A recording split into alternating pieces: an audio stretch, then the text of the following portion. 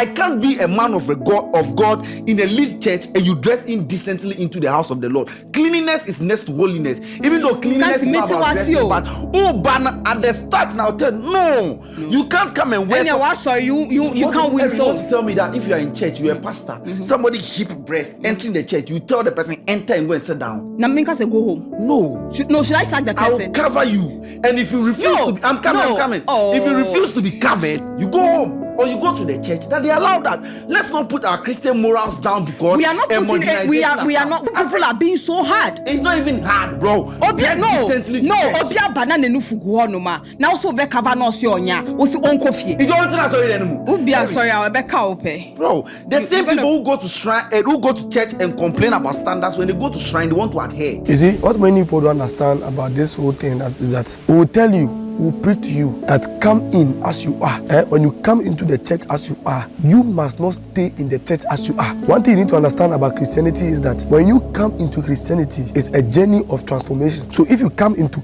church or you come into Christ and there is no sign of transformation in your life, then you are wasting your time. I hope you understand what I'm trying to say. So if you come into church the first time, or you come into Christ first time, and you go to church with your short skirts, with your breast showing, with your parts showing, that doesn't mean that you should continue that.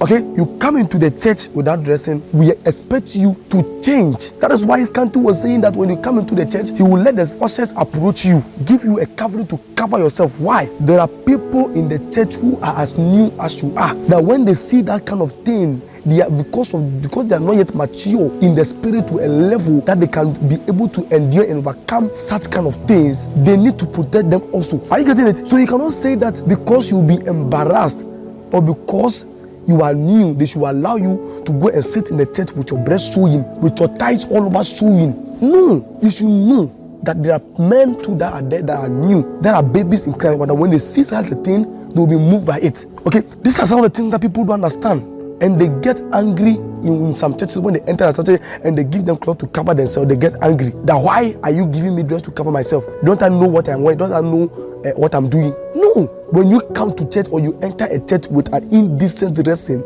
they have to protect the weak believer that are in the church. So don't think that you come into the church as a prostitute and you continue to stay in the church as a prostitute. No, you need to change. So if you come to church and you are not changing, what is the essence of being in Christ? Because the whole concept of Christianity or being in Christ is to be transformed. The Bible said in Romans chapter 12, verse number 1 and 2, be ye renewed, be ye transformed by the renewal of your mind. You transform by the renewal of your mind, not conforming to the worldly things. So when you become a Christian, you need to be transformed in your mind. The mindset that you are having in the world, that when you wear short dress, there is nothing wrong with it. You must be transformed. That thinking, that thought, that mentality must be renewed so that you don't conform to the things of the world anymore. But today we don't see it. We welcome in you in the church as you are, and we maintain you, we sustain you as you are in the church. Don't ever think in your mind that I am a Christian and so my dressing should be anyhow. Pastor have no right to talk against my dressing. See, I'm telling you emphatically that if you are a Christian or you are a member of maybe my church for maybe 1 month, 2 months, and I've been advising you concerning your dressing, and you decide not to change, you need to go. You need to go, because you cannot come and be an impediment or some kind of a torture to the life of other Christians. I'm not sucking away from Christ.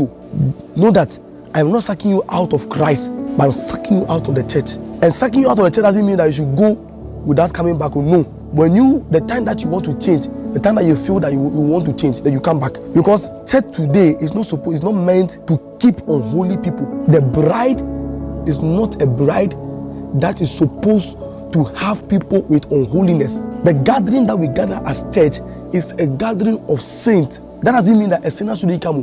When you are a sinner, you come into the gathering of saints, you are expected to change.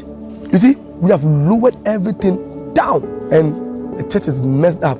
It is messed up. So today, the Osofumame and church members are going in competition with the eyelashes they wear. They're going into competition with the wigs they wear, with the kind of dresses that they wear. Today, when they see that this member have bought this kind of expensive this thing, she will buy it to compete. and told them and let them know that she is of a higher standard. That's what you have gotten to now. Church has become a contest ground where people are contesting for dressing. People go to church just to show their dressing. If you have that kind of mentality, you should know that you are wasting your time.